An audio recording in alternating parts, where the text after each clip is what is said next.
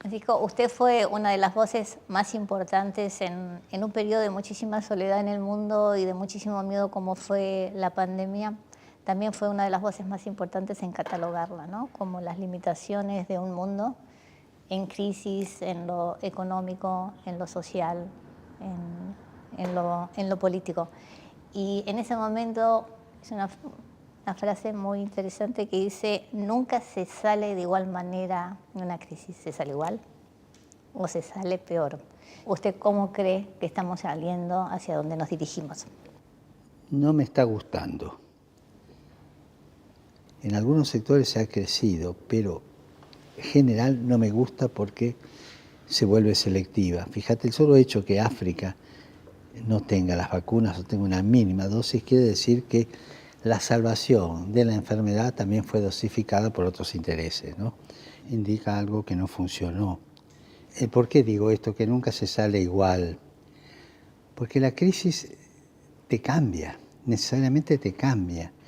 Más aún, son momentos de la vida donde uno da el paso adelante. Está la crisis de la adolescencia, la crisis de la mayoría. O sea, en la vida la crisis de los 40, ¿no? Y la vida te va marcando etapas con crisis. La crisis te pone en movimiento, te hace bailar, ¿no? Y uno tiene que de alguna manera saber asumir una crisis. Si vos no la sabés asumir, necesariamente la transformás en conflicto. Y el conflicto es cerrado. El conflicto busca la solución adentro de sí mismo y se destruye a sí mismo, ¿no? En cambio, la crisis es necesariamente abierta, te hace crecer. O sea, una de las cosas más serias en la vida es saber vivir una crisis, vivirla bien, no con amargura. Bueno, ¿cómo la vivimos la crisis? Cada uno la vivió como pudo. Hubo héroes en esta crisis. Puedo hablar de lo que acá tenía más cercano, médicos, enfermeros, enfermeras, curas, monjas, laicos, laicas, que realmente dieron la vida. Algunos murieron. ¿Cuántos médicos murieron? Creo que en Italia murieron unos 60, 60 y algo, ¿no? Dar la vida por los demás es una de las cosas que apareció en esta crisis, ¿no?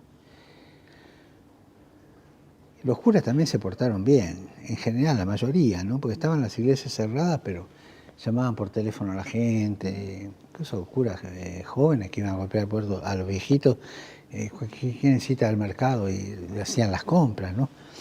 O sea, la crisis te obliga a solidarizarte, porque están todos en crisis, ¿no? Y de ahí se crece. También uno pensaba que la pandemia había sido un límite para muchísimas cosas, ¿no? Un mundo desigual, una crisis ecológica, un individualismo enorme, la crisis de los propios sistemas políticos y de representación. Y uno pensaba, bueno, la crisis va a servir para replantearse una serie de cosas, y lo que uno ve es un poco los factores de poder intentando reproducir las mismas condiciones antes de la crisis. ¿Cómo se puede construir fraternidad hoy en un mundo tan polarizado, tan desigual, con tantos discursos de odio y con el descarte, ¿no? Así como digo que de la crisis no se sale igual, sale mejor o peor, también digo de la crisis no se sale solo. O salimos todos o no sale ninguno. Y la pretensión de salir de la crisis de un solo grupo, por ahí te da una salvación, pero es una salvación parcial, económica o política o de cierto sector de poder, pero no se sale totalmente. Quedas aprisionado por la opción de poder que hiciste, ¿no? Transformaste en un negocio, por ejemplo, o culturalmente te fortaleciste más, ¿no? En el momento de la crisis, usar la crisis para el propio provecho. Y eso es salir mal de la crisis y salir solo. Pero de la crisis no se sale solo. De la crisis se sale arriesgando, tirando la mano del otro, ¿no? Si vos no le tomás la mano al otro, no podés salir. Entonces ahí está lo social de la crisis, de salir de una crisis. Y esta es una crisis de civilización, ¿no? También la naturaleza está en crisis. Yo recuerdo, hace unos años recibí a los jefes de gobierno, había algún jefe de Estado de los países de la Polinesia. Y algunos decían, recuerdo uno que decía, nuestro país está pensando comprar tierras en Samoa porque dentro de 25 años quizás no existamos más, porque está creciendo el mar, ¿no? Nosotros a veces no damos cuenta, pero hay un dicho español que nos tiene que hacer pensar, Dios perdona siempre, se lo digo, queden tranquilos que Dios perdona siempre. Nosotros los hombres perdonamos de vez en cuando, la naturaleza no perdona más, nunca, no perdona nunca, se la cobra. O sea, vos utilizás la naturaleza y te viene encima, ¿no? Un mundo recalentado que también nos saca de la construcción de una sociedad justa, fraterna, ¿no? O sea, está la crisis, la pandemia, el COVID famoso. Cuando yo estudiaba, los virus corona, a lo más que te producían era un resfrío. Ahora se fueron mutando y pasó lo que pasó. Y ahora se están mutando para atrás otra vez. Es curiosísimo todo el mundo ese de la mutación de los virus, ¿no? Pero una crisis viral, pero también una crisis mundial, ¿no? Una crisis mundial en nuestra relación con el universo. No vivimos en armonía con la creación. Digo la creación, el universo, digamos, no vivimos en armonía. Lo abofeteamos a cada rato. Lo abofeteamos mal, usamos mal nuestras fuerzas. Y hay gente que no cabe, no se imagina el peligro que hoy vive la humanidad con este recalentamiento, no solo el recalentamiento, todo el manoseo de la naturaleza, ¿no? Una experiencia personal. En Aparecida, hace 10 años, más, estaba en el equipo de redacción y llegaban las propuestas de los brasileros hablando de cuidado de la naturaleza, de estos brasileros que tienen la cabeza. Yo hace 15 años, por poner una fecha cerrada, yo no entendía nada de esto.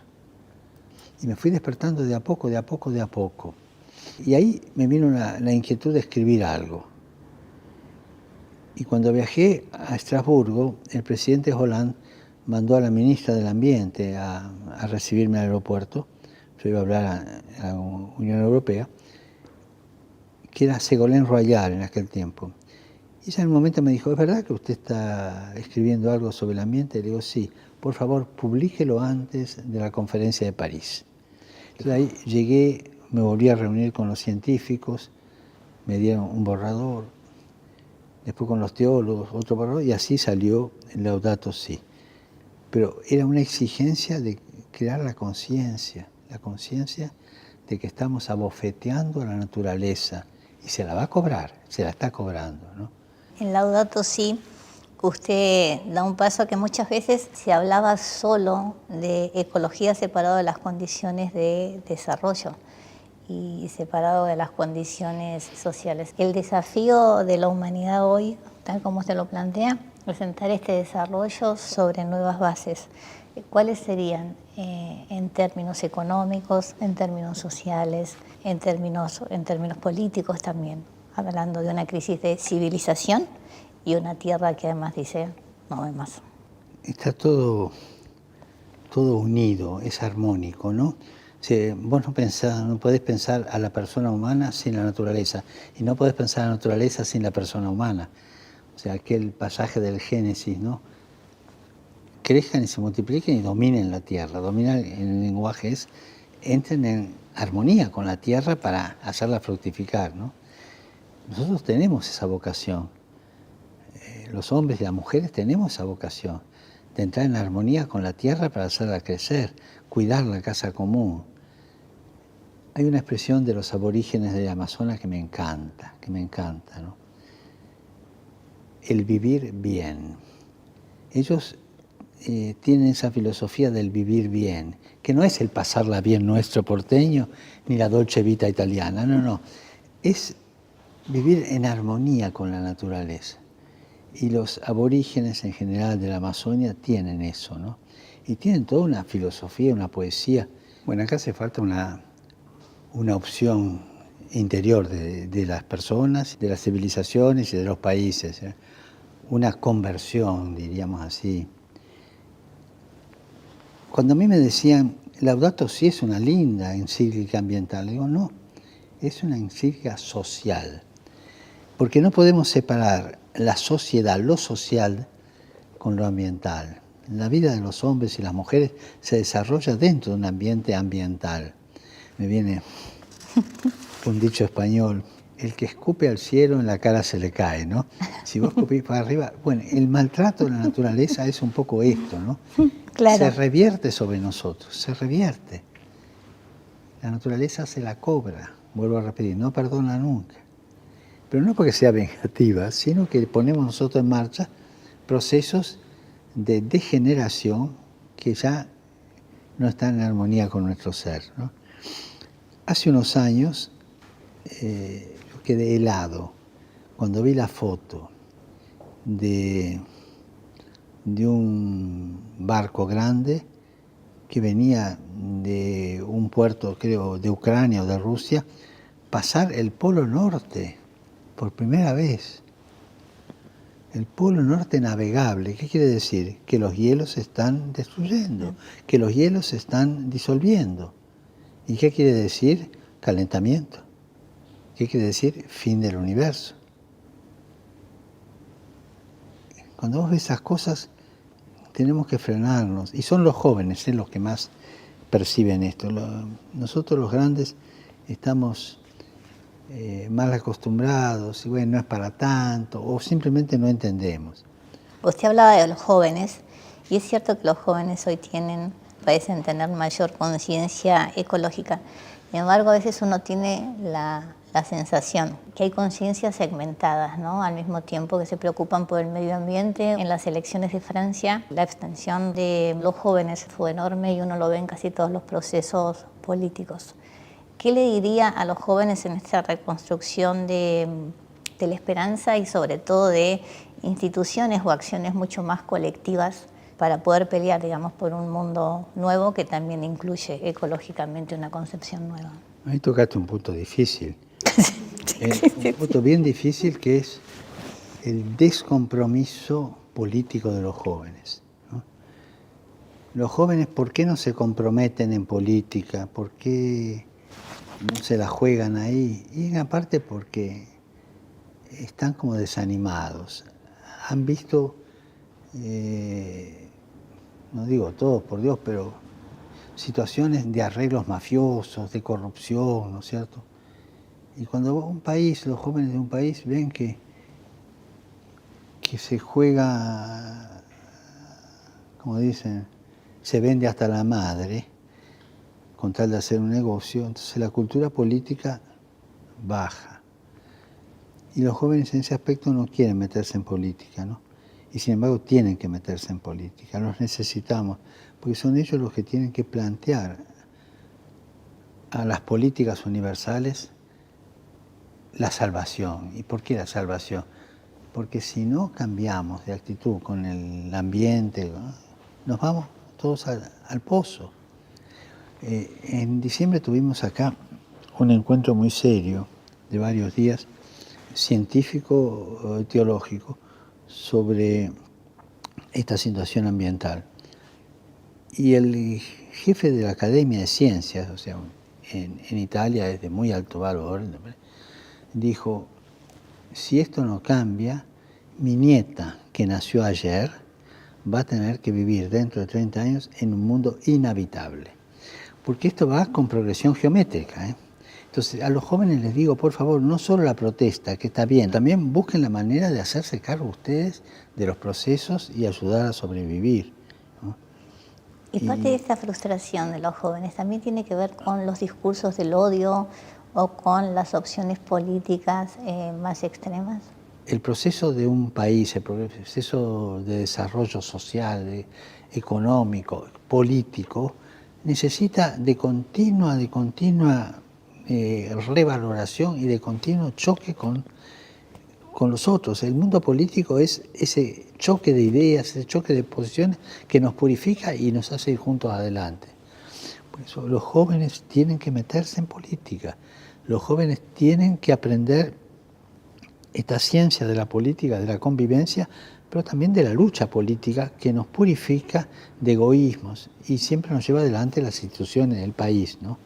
Es importante ayudar a los jóvenes al compromiso sociopolítico, es importante. Y ayudarlos también a que no le vendan un buzón, ¿no? Aunque hoy día realmente yo veo que la juventud está más avivada que antes, ¿no? En mi tiempo nos vendían el correo central, no un buzón, ¿no? Hoy día están más despiertos, más vivos, y yo confío mucho en la juventud hoy día. Sí, pero qué sé yo, me dice por ahí un cura, no vienen a misa, dejarlos crecer, ayudarlos a crecer, acompañarlos. Tienen ideales, buscar sus ideales, acompañarlos. Después Dios le hablará a cada uno, pero dejarlos crecer, no los aprisiones, no, pero que crezcan, que sean protagonistas de la historia. Si los jóvenes no son los protagonistas de la historia, estamos fritos, porque son el futuro y son el presente. Y sobre esto me quiero permitir una cosa que a mí me gusta repetir, ¿no? El diálogo de los jóvenes con los viejos. Tenemos que reinstaurarlo. Los jóvenes necesitan dialogar con sus raíces y los viejos necesitan darse cuenta que dejan herencia. Más aún, esto es más importante que el diálogo con los padres. Es un diálogo de generación más allá. O sea, el joven cuando se encuentra con el abuelo o con la abuela recibe savia, recibe cosas y se las lleva adelante. Y el viejo cuando se encuentra con el nieto o la nieta tiene esperanza.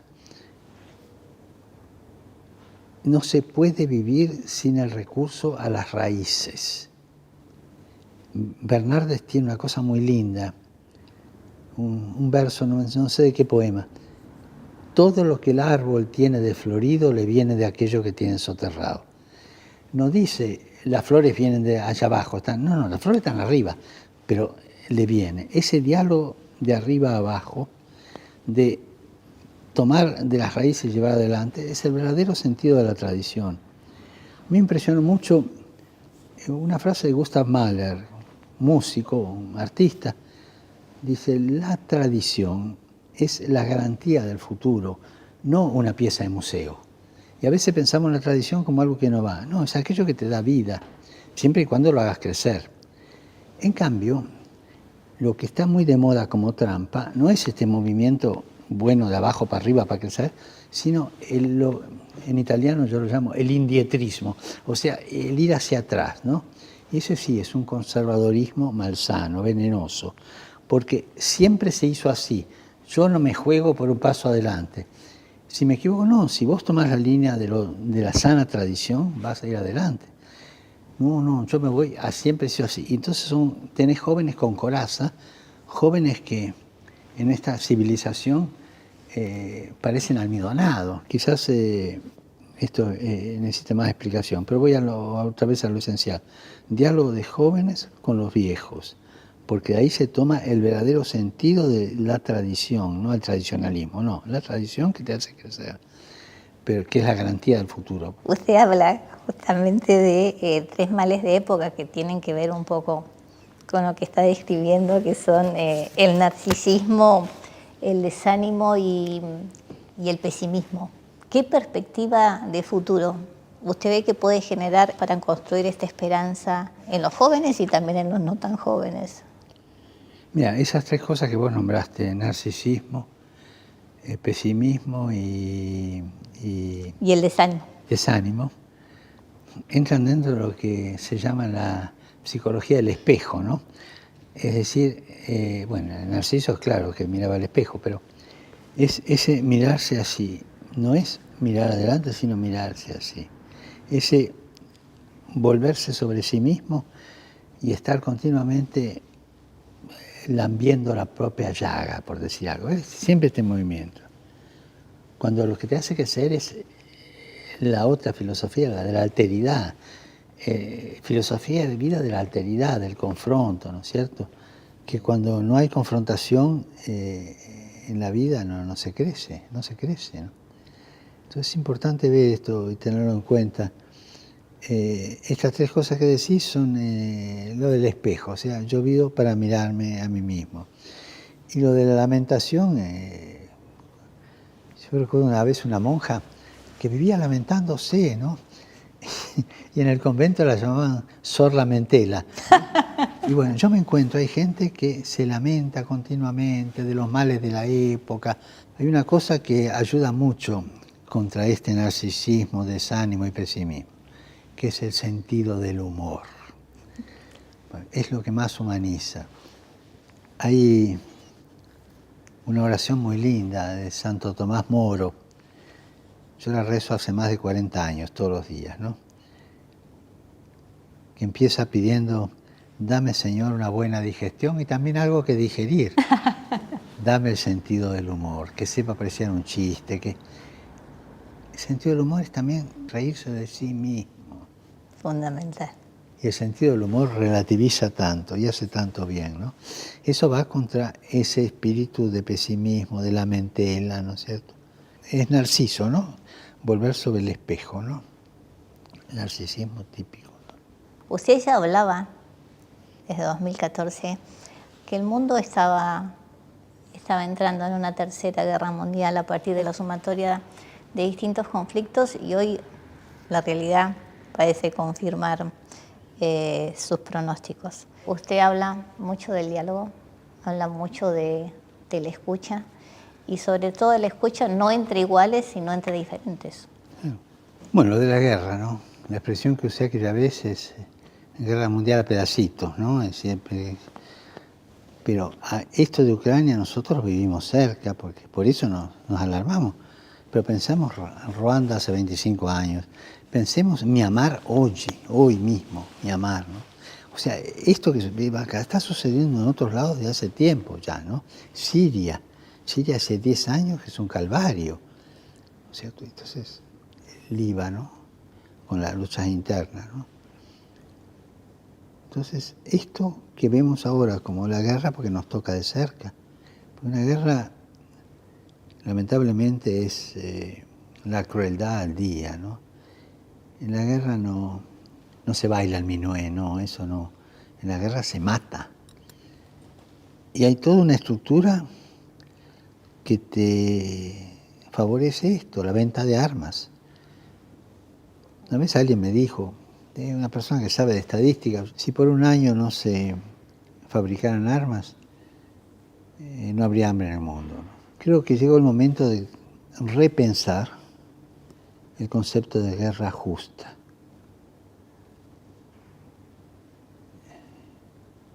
Puede haber una guerra justa, hay derecho a defenderse, pero como se usa hoy día ese concepto hay que repensarlo. Yo he declarado que el uso y la posesión de armas nucleares es inmoral ya. Y resolver las cosas por la guerra es decir, no a la capacidad de diálogo que tengan los hombres, a ser constructivos, ¿no? Y es tan importante esa capacidad de diálogo, de escuchar, ¿no? Salgo de la guerra y voy al comportamiento común. Fíjate vos, algunas personas que están hablando y vos empezás a hablar y antes que termine ya te responden. O sea, no sabemos escuchar.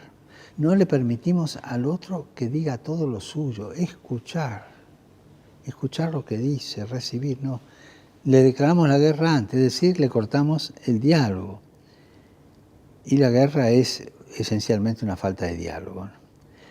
Cuando en el 14 fui a Redipulia, por el centenario de la guerra del 14, vi ese cementerio, vi la edad de los muertos, chicos, todos. Y lloré, ese día lloré. Un 2 de noviembre después, algunos años después, todos los 2 de noviembre voy a celebrar misa en un cementerio. Fui al cementerio de Anzio, vi lo que eran esos chicos, la edad de esos chicos, y lloré. En serio, no me avergüenzo de decirlo, ¿no? Qué crueldad. Y hace 3, 4 años, cuando se se conmemoró el aniversario del desembarco en Normandía. Pensaba en los 30.000 muchachos que quedaron en la playa, que abrían las barcas y a bajar, y de acá los nazis los esperaban, ¿no? ¿Se justifica eso? O sea, eso duele. Visitar los cementerios militares acá en Europa ayuda a caer en la cuenta de esto. ¿Están fallando frente a las guerras los mecanismos multilaterales? ¿Es posible conseguir la paz a través de ellos, buscar soluciones más conjuntas? Después de la Segunda Guerra Mundial hubo mucha esperanza en las Naciones Unidas. Pero no quiero ofender, sé que hay gente muy buena que trabaja, pero en este punto no tiene poder para imponerse, no tiene poder.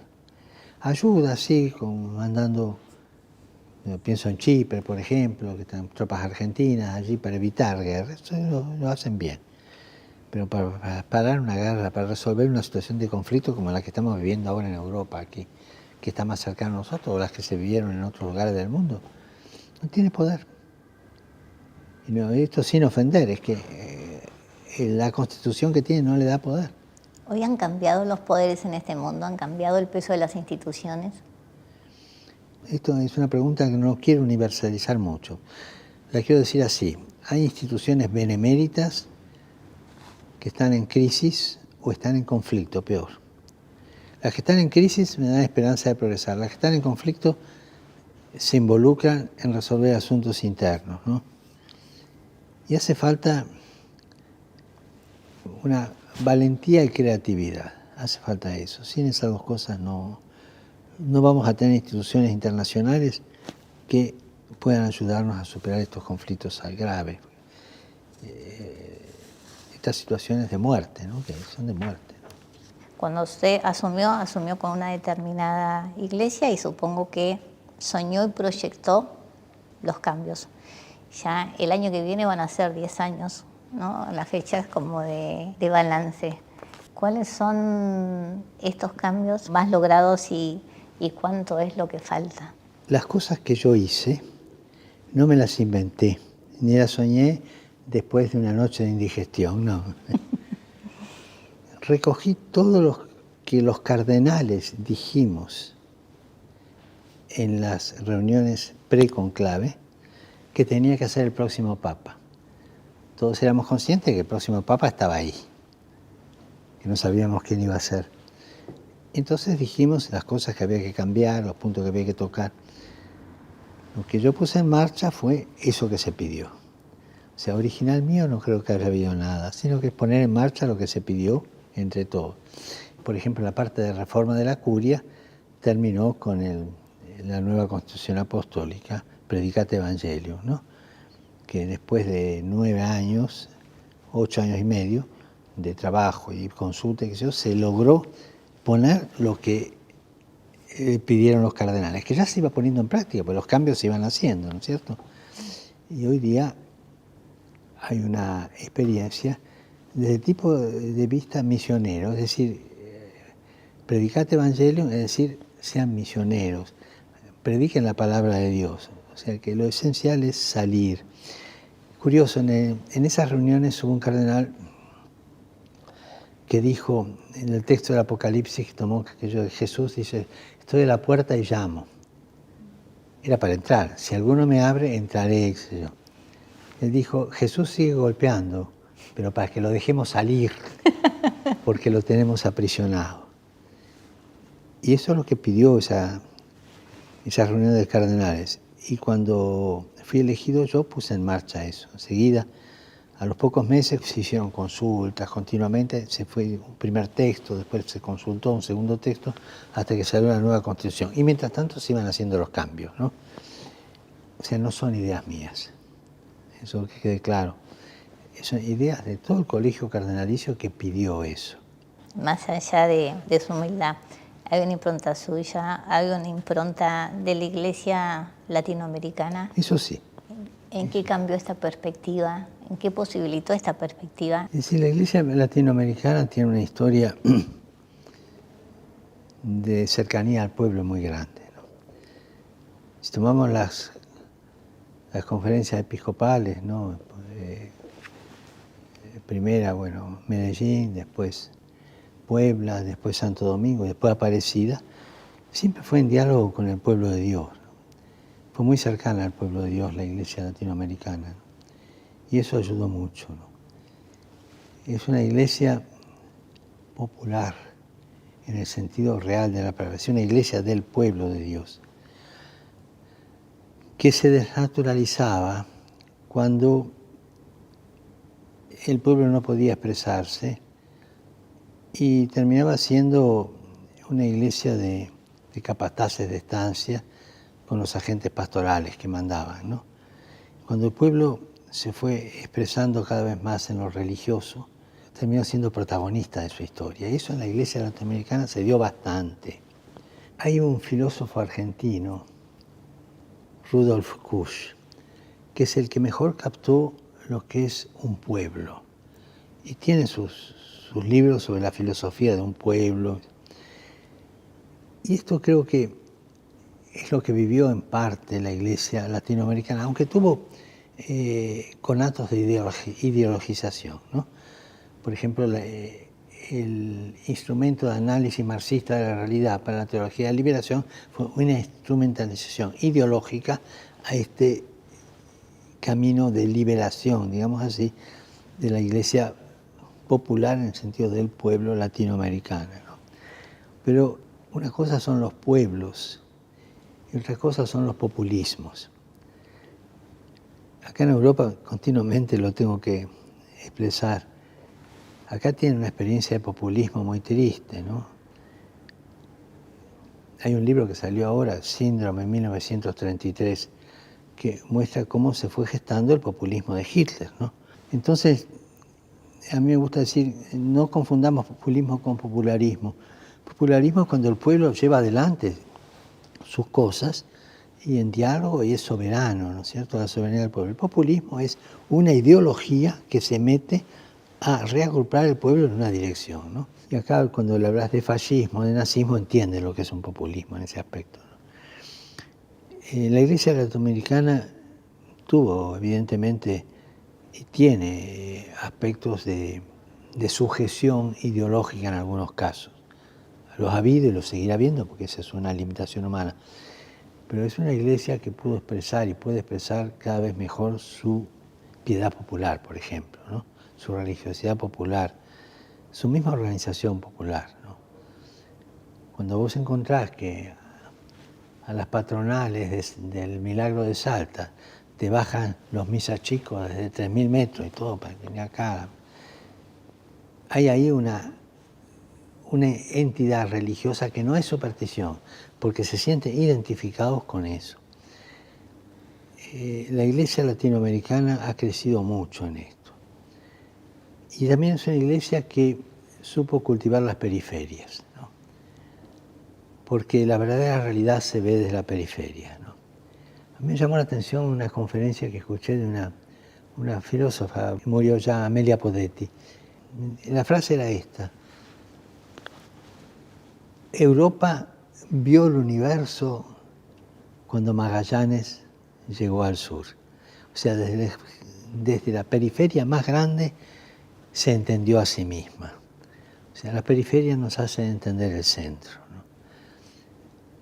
Podrán estar de acuerdo o no, pero si vos querés saber lo que siente un pueblo, andá a las periferias.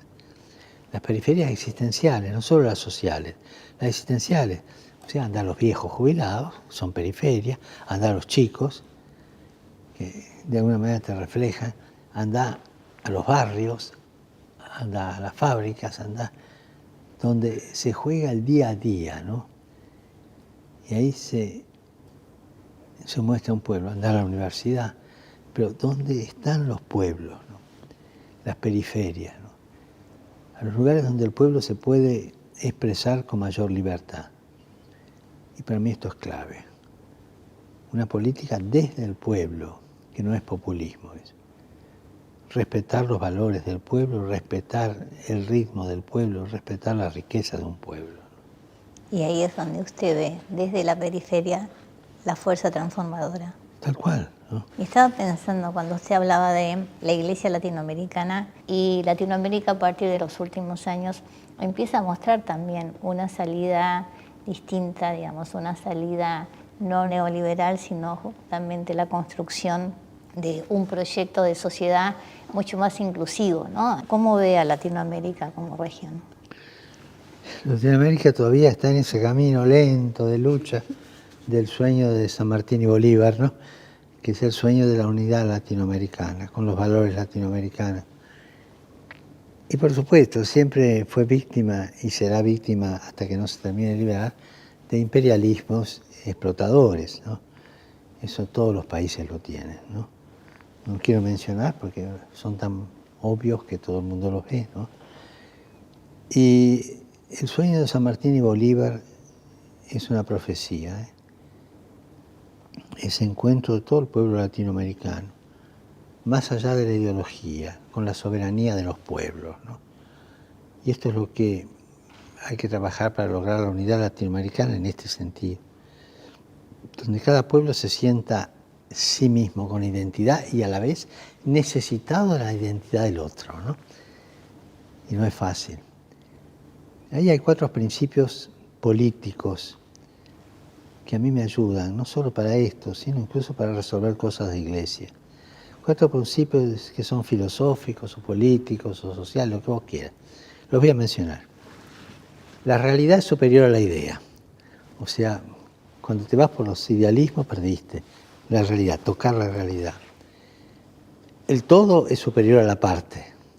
Buscar siempre la unidad del todo. La unidad es superior al conflicto. Cuando vos privilegiás los conflictos, dañás la unidad. Y el tiempo es superior al espacio. Fíjate que los imperialismos buscan ocupar espacios. La realeza de los pueblos, la grandeza del pueblo es iniciar procesos. El tiempo superior al espacio. Esos 4 principios a mí siempre me ayudaron para entender un país, para entender una cultura, para entender la iglesia también, ¿no? Que son principios humanos, son principios de integración. Hay otros principios que son más ideológicos, más de desintegración. Pero reflexionar sobre esos 4 principios ayuda mucho. Usted, sin lugar a dudas, es tal vez la voz más importante en el mundo en términos de liderazgo social y político. A veces siente que su voz es disonante, que desde su voz justamente tiene la posibilidad de cambiar muchas cosas. Que es disonante, alguna vez se lo sentí. Que puedo cambiar, creo que puedo cambiar, que mi voz puede cambiar, pero no me la creo mucho esa, porque te puede hacer daño eso. Yo digo lo que siento delante de Dios, delante de los demás, con honestidad y con el deseo de que sirva. No me preocupo tanto si esto va a cambiar o no va a cambiar. Me cuadra más el decir las cosas y el ayudar a que se cambien solas. Y creo que hay en todo el mundo y en Latinoamérica de manera especial una gran fuerza en los pueblos como para cambiar las cosas. Con estos 4 principios que dije recién. Y sí, es verdad, los digo yo hoy. Dice, uy, habló el Papa, dijo esto. Pero también te agarran una frase fuera de contexto y te hacen decir lo que no quisiste decir. O sea, hay que tener mucho cuidado, ¿no es cierto? Por ejemplo, con la guerra hubo toda una disputa en una declaración que hice en una revista jesuítica, que aquí no hay buenos ni malos, en la guerra todos son. Y expliqué por qué. Se toma esa frase sola y dice, oh, el Papa no condena a Putin. Yo hago ver que el estado de guerra es una cosa mucho más universal, mucho más seria, y que aquí no hay buenos y malos. Todos estamos involucrados. Y eso es lo que tenemos que aprender. En un mundo tan permeable a los medios de comunicación en general, incluidas las redes sociales, ¿cuál cree usted que tiene que ser hoy el papel de estos medios de comunicación? El principio de la realidad es superior a la idea, porque me viene a la mente un libro que escribió Simón Paganini y habla de la comunicación, de una tensión entre el autor de un libro, el lector del libro y la fuerza que tiene el mismo libro. En la lectura de ese libro se va desarrollando una tensión, ¿no? Y eso en la comunicación es clave. La comunicación tiene que de alguna manera entrar en una relación de sana tensión que haga pensar al otro y lo lleve a responder, ¿no? Si no hay esto, es información. La comunicación humana, y habla de periodistas, locutores, lo que sea, tienen que estar en la dinámica de esa tensión comunicacional. Tiene que ser comunicación, no solo información, ¿no? Tenemos que ser muy conscientes que comunicar es involucrarnos y ser muy conscientes de la necesidad de involucrarnos bien. Por ejemplo, la objetividad. Si yo comunico una cosa que pasó, la comunico, pasó esto, pienso esto, ahí me juego yo y me abro a la respuesta del otro. Pero si yo comunico lo que pasó podándolo ya, sin decir que lo estoy podando, soy deshonesto, porque no comunico una verdad. No se puede comunicar objetivamente una verdad porque la estoy comunicando yo, que voy a meter mi salsa. Pero distinguí, pasó esto, pienso que es esto, tenés derecho a hacerlo, aunque el deber también, y comunico esto, ¿no? Hoy día, lamentablemente, el pienso lleva hasta a deformar la realidad. Y esto es muy serio, ¿no? Esto lo dije por primera vez en Buenos Aires, era arzobispo, y se me ocurrió hablar de los 4 pecados de la comunicación, del periodismo. Primero, la desinformación, decir lo que me conviene y callarme lo otro. No, decí todo. No podés desinformar, tenés que informar todo. Segundo es la calumnia. Se inventan cosas. A veces te destruyen una persona con una comunicación.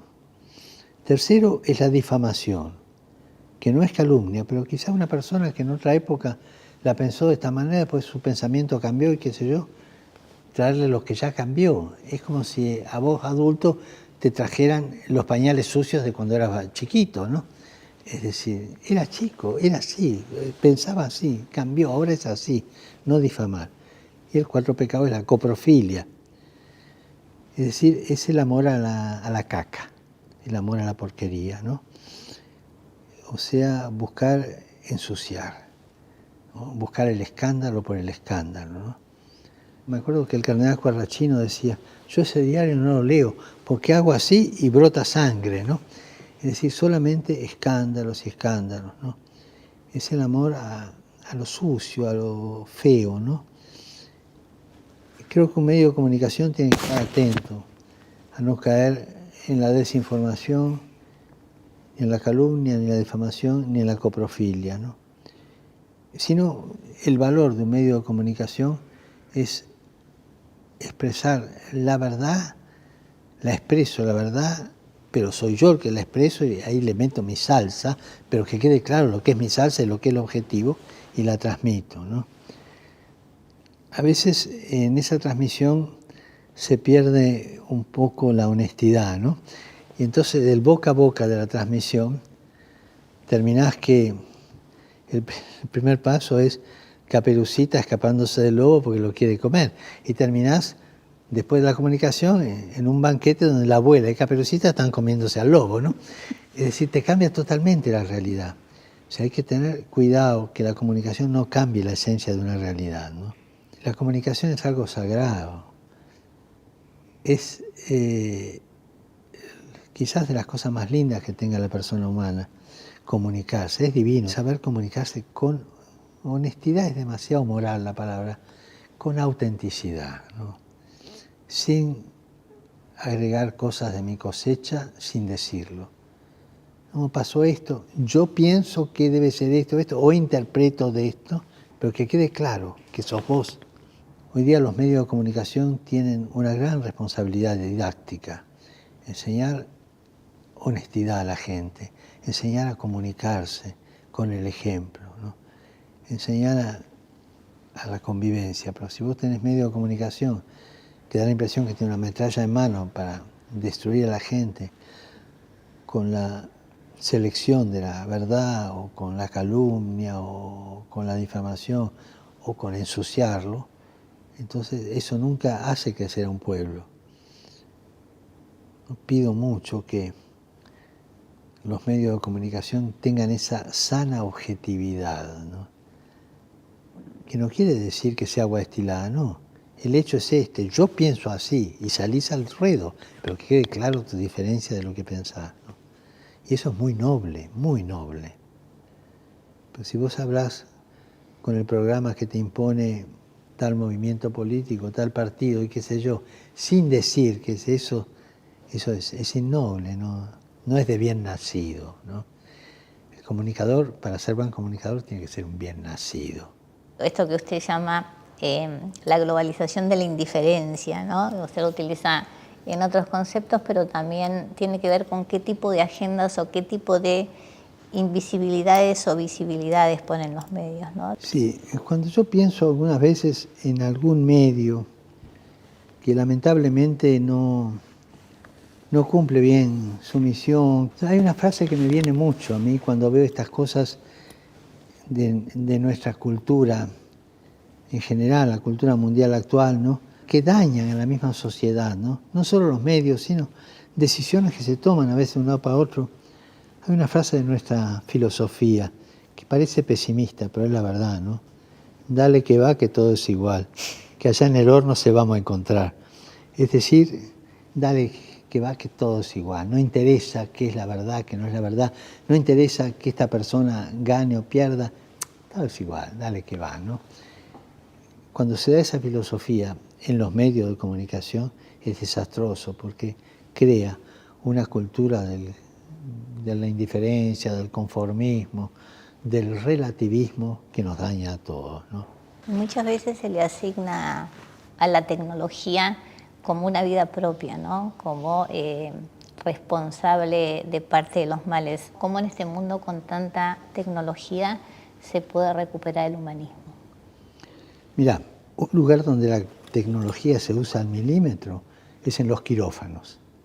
Y sin embargo, qué cuidado se tiene en una intervención quirúrgica a través de las nuevas tecnologías. ¿Por qué? Porque hay una vida de por medio que hay que cuidar. El criterio es este, que la tecnología siempre vea que está trabajando con vidas. Esa es la honestidad que tenemos que tener siempre nosotros hasta en la comunicación, ¿no? Hay vidas de por medio. No podemos hacer las cosas como si nada pasara, ¿no? Siempre fue un pastor, como la iglesia que usted proyecta, cómo transmitir esa iglesia de pastores, la iglesia de la calle. La fe es distinta, la fe se puede recuperar. Me gusta hacer una distinción entre pastores de pueblo y clérigos de Estado, ¿no? Clérigos de Estado aquí de las cortes francesas, Monsieur l'Abbé, ¿no?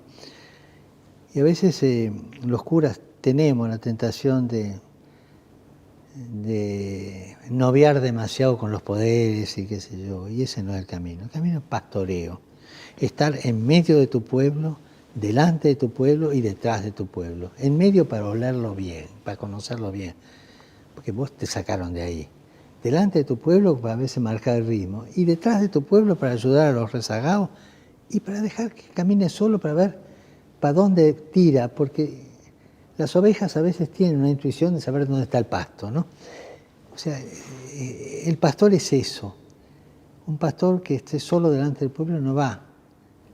Tiene que estar mezclado y participando de la vida de su pueblo, ¿no? Si Dios te pone a pastorear es para que pastorees, no para que condenes. Dios vino acá para salvar, no para condenar. Eso lo dice San Pablo, no lo digo yo, ¿eh? Entonces, bueno, salvemos a la gente, no nos pongamos demasiado severos, ¿no? Hay una cosa, esto a algunos no les va a gustar lo que voy a decir. Hay un capitel de la catedral de Vézelay.